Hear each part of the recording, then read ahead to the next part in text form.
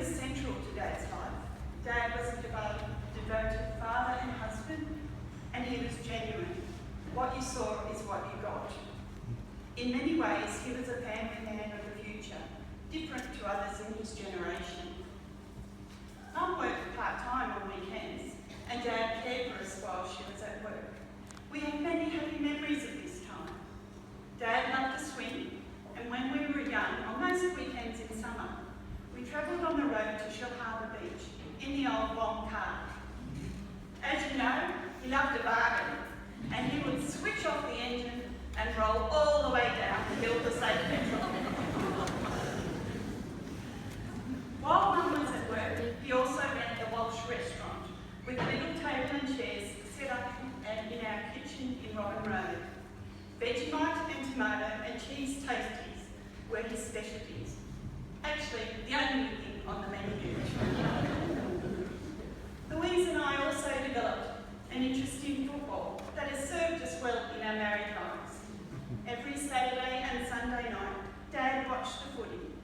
No choice. This wasn't a democracy, and this was the days of one TV only. Now, Dad was renowned for having a good sleep on the weekends while reading the newspaper, but this also carried over to when we learnt to drive. Both Louise and I learnt to drive in the Green Meadows estate before there was any houses built there. He was the calmest instructor ever, as he'd snooze while we kangaroo hopped in the car. Our husbands might say that explains our driving abilities to this day. Now, Dad was born on the land in 1931, a home birth on the dairy farm at Eulogy, the youngest of 5 kids. He and his brother rode the horse to Eulogy station to get the train to school at St John's at Dapto. In those days, he also milked the cows by hand. The Walsh family moved to Albion Park in 1940, and then Dad went to St Paul's. For high school, he went to Edmund Rice College in Wollongong. Dad has always been an active member of St Paul's Parish from a young age. In the early days, Albion Park, Dapto and Shell Harbour were all one parish. We only just found out that Dad's father, Nick, drove Father Greery to each of the churches on Sundays to Mass. Dad went along and was the altar boy. Dad has continued to be active in this parish in a variety of roles, such as the Holy Name Society, planned giving, running repairs to the old church, as a reader, Eucharistic minister, and above all, the first one to welcome anyone new to the parish. This followed in his father's footsteps. He was also part of the Knights of the Southern Cross Clan and St Vincent de Paul Society at Albion Park. Dad was also heavily involved in our school lives. President of both the PNF of both St Paul's and St Mary's for a number of years. Louise will talk further regarding his community work. As you'll see, he's been a very active member of the community. Dad has always been linked to the land. He spent 43 years of his working life at the dairy farm and ACF country store. He started as a general hand in 1949 when farmers were still bringing their milk to the factory by horse and cart. He had many roles. He drove the tankers, tested milk and made butter. Later, in his career, he became the manager of the ACF country store. With a flair for sales, Dad used every opportunity to promote the store and increase patronage. He retired at 61. Dad was a devoted husband and loved Mum deeply. Mum and Dad met on a cruise in 1961 and married in style in Sydney in 1963. They celebrated their 50th wedding anniversary in 2013. And though this was a time where Dad's health had been declining, he gave us a big surprise and got up and gave a speech to express his love for Mum. Never short of a word was Dad, and he loved the crowd. Sure he'd love to see you all here today, because you're here with us.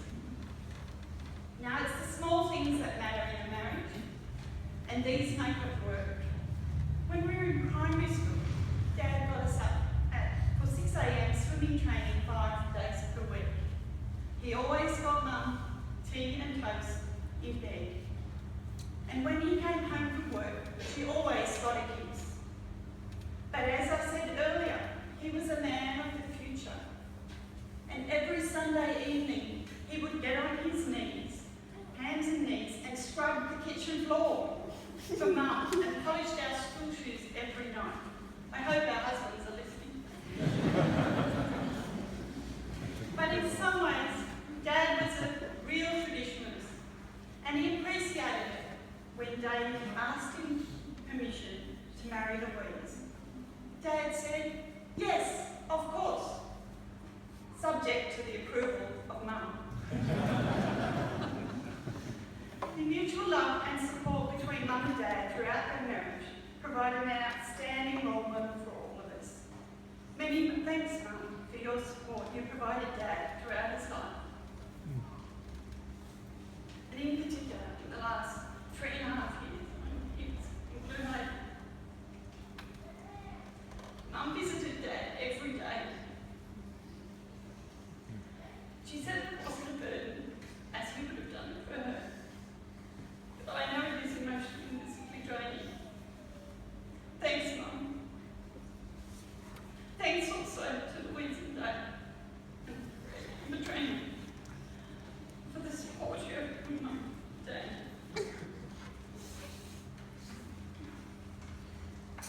Either Louise or Greg visited Dad every weekend during the period, or when Mum closed for help. Dad also loved his extended family and a party. We have many fond memories of Boxing Day with our Walsh cousins and aunties and uncles at the boat harbour at Shore Harbour, and also at their homes.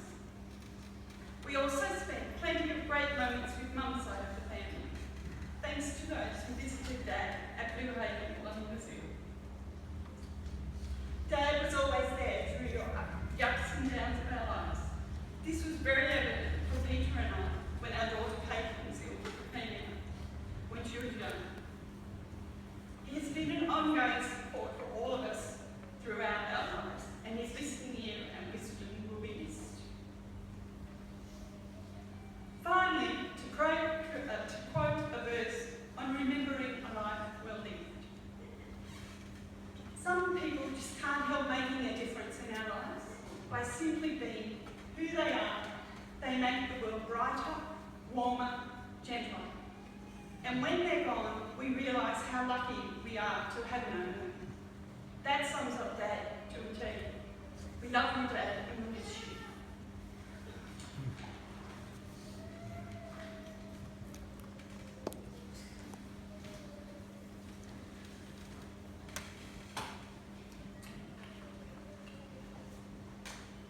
Thanks, Bernard. Good morning, everyone.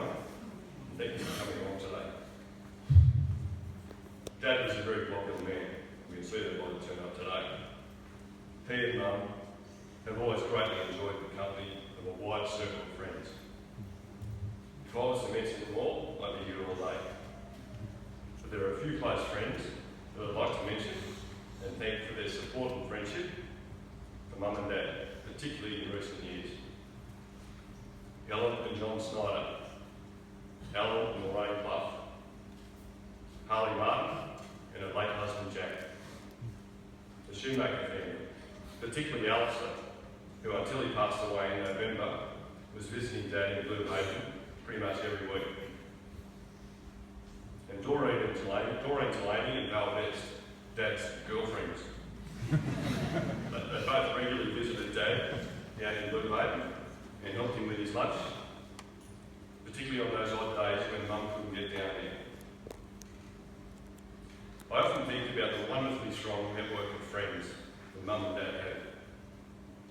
The support they've received from all their friends has been terrific, and it just reflects the enormous generosity, warmth and support that both Mum and Dad have always shown to others. Mum and Dad did quite a bit of travelling, particularly in their retirement.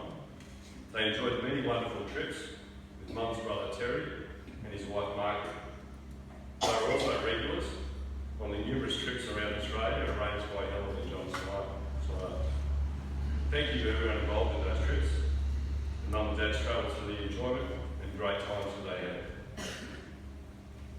I'd also like to make a special mention of the group of friends that meet for dinner the third Sunday of every month at Oak Flats Bowling Club. Katrina and I have been there a number of times.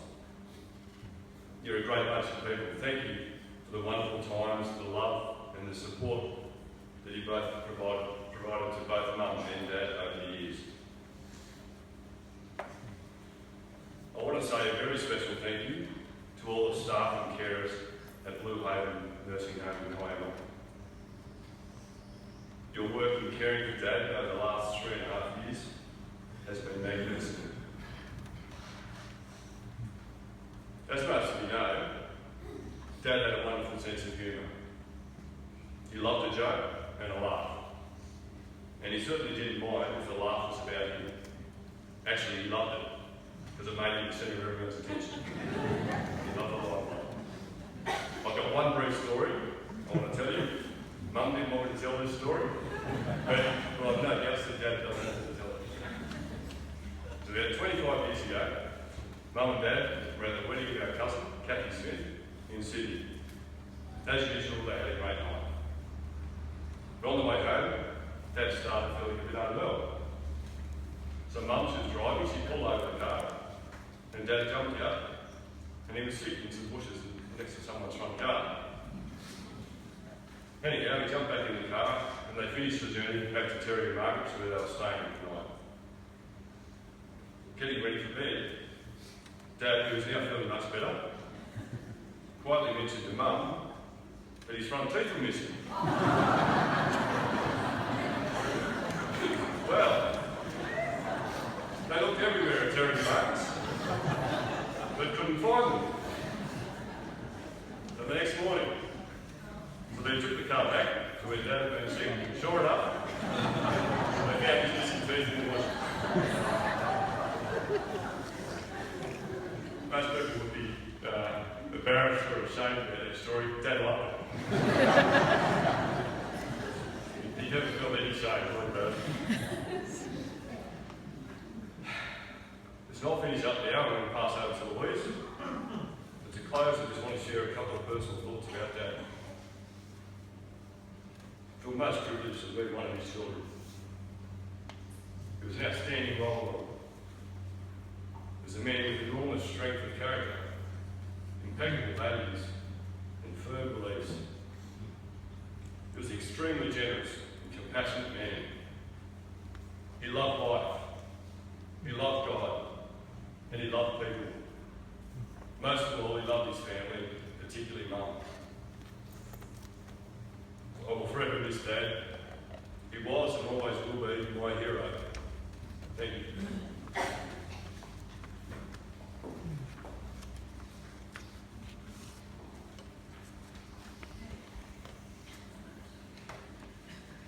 Brian Thomas Walsh was the ultimate community man. There are numerous community, non-profit, charity and church and social groups here today to testify to that. Dad was truly inspiring, and he shaped my career in philanthropy and the non-profit sector. I can't thank you enough, Dad, for that. It's the greatest gift you could have given me besides your love. Family and friends were delighted that Dad was honoured with the Shellharbour City Council 2006 Australia Day Citizen of the Year Award to acknowledge his tireless community and fundraising efforts. Bravo, Dad.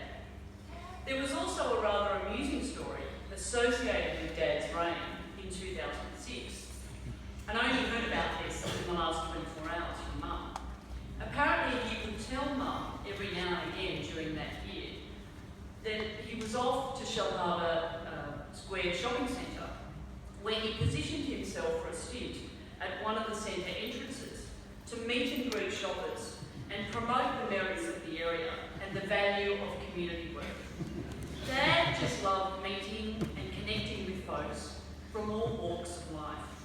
Dad had all the hide in the world. In fact, definitely more hide than a rhino.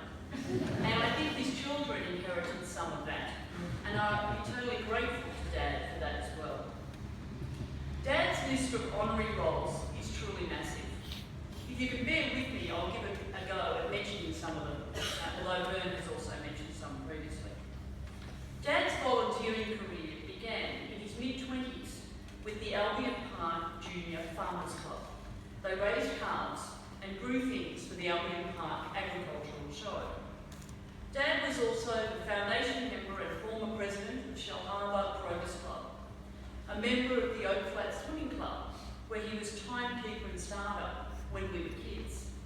He was also president of the Shell Harbour Progress Club, Apex Club, and he played an important role, particularly in Progress, where he hosted and welcomed new members when they joined the club. Dad was even a member of the parish cemetery committee, and in fact I drove him to his last meeting of that committee in July 2012. I suppose that's one way of shoring up a good plot position for himself.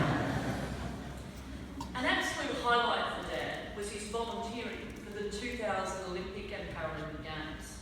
It's something Dad always talked very fondly about. He met and got an autograph from Chelsea Clinton, and he tried to stop Bob Hawke getting into the tennis because he didn't have a ticket. And it was definitely a don't you know who I am moment. Dad was tireless in his efforts to assist our schools, St Paul's here, St Mary's College in Wollongong, and St Joseph's College in Hunters Hill. He was a phenomenal fundraiser, and I don't say that lightly. For St Mary's in particular, the annual International Nights, Dad manned their famous Irish coffee stall. I'm sure on some occasions Dad actually consumed more of the product than the profits that they actually made, but he definitely had a ball. Dad also sold 1,500 Melbourne Cup sweep tickets in 1 year for St Mary's. I mean, quite unbelievable. I should also mention that Dad was the 2011 Senior Parishioner of the Year. He really loved his parish. In fact, Mum and Dad donated the money for this very altar in front of us in the mid-1970s. One of Dad's real favourites was the Albion Park Show Society. He was a life member and president on at least 2 occasions, in 1969 through to 71, and again, believe it or not, 30 years later. Dad was best known for what was called the Guess the Weight of the Fat Bullock competition. He organised the competition for an incredible 50 years, I mean it was over 50 years, raising enormous amounts of money for the Show Society. It's a pity we don't actually have any figures for projects like this that he raised money for over the years. To top it all off, the family is certain that Dad's favourite non-profit or charity, beyond a doubt, was St Vincent de Paul Society. And we are thrilled that there are so many of these volunteers that are here this morning to celebrate the life of Brian.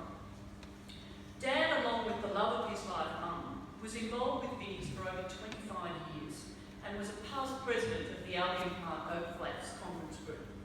Dad was also given a life award. We know that one day they made 13 visits to the homes of people living without some of the basic necessities of life. I believe that's a record number of visits in any one day. Mum, I hope you had a whiskey or two at the end of that big day. Dad also fundraised for Vinnie's and was in his element as an auctioneer on a few occasions when he organised an old junk sale on the back of a truck parked outside the presbytery after Sunday Mass. Mum tells me he raised $11,500 on one of these occasions in a little over an hour. That's not bad at all, Dad, I'd say. We are humbled to hear this week that St Vincent de Paul Society will be honouring Dad with a feature story in an upcoming edition of the Catholic Weekly. I just hope that Dad gets it delivered up there so he can read it. In honour of Dad, I'm going to do the Vinnie's CEO Sleep Out this year. I've been asked before, but I've never been able to do it, and it's now about time. And finally, on St Vincent de Paul, please take some time to drop a donation into the box outside to support this wonderful charity. We'd love to see it overflowing, because like Dad, I can't help myself in urging you to give generously, in time and in money, and also in his memory.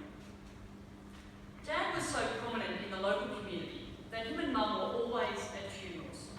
In fact, Mum told me only a couple of days ago that they once went to 9 funerals in a fortnight. And that included 3 in one day. They arrived early at one funeral during this time, opened a mass booklet and actually discovered they were at the wrong funeral. On telling the presiding priest about the mix-up, the priest was startled too and said he'd better double check and make sure he was at the right one. While on the subject of funerals, it should also be declared that on the odd occasion, Dad would even fundraise at a funeral. For instance, the St Mary's Melbourne Cup Sweep. He would always ask permission of the priest and then go for it straight after the burial. You've got to love that. Dad also did the same thing at Bernadette and Peter's engagement party. He loved to cap the audience. Smart thinking, I have to say. I have no doubt, Dad, you were in the VIP line and waved through the pearly gates of heaven up there. I bet too, you then told the Lord that you needed to start fundraising for a new set of pearly gates because they were looking a bit shabby. Anyway, I think that's enough. We could go on, and as you know, Dad often did with his famous speeches, especially the spontaneous ones. It's been a totally awesome life of Brian, all 84 years of them. And I put something special for you, Dad, on the coffin, and for those of you that can't see it, it's nothing less than a book of raffle tickets. Also, I must say that your darling wife, Jan, thought the timing of your passing could have been maybe a little bit earlier by a day or two, so you could have made it into this week's parish bulletin. As Dad would say to all he encountered, with his good looks, contagious smile, famous wink, and often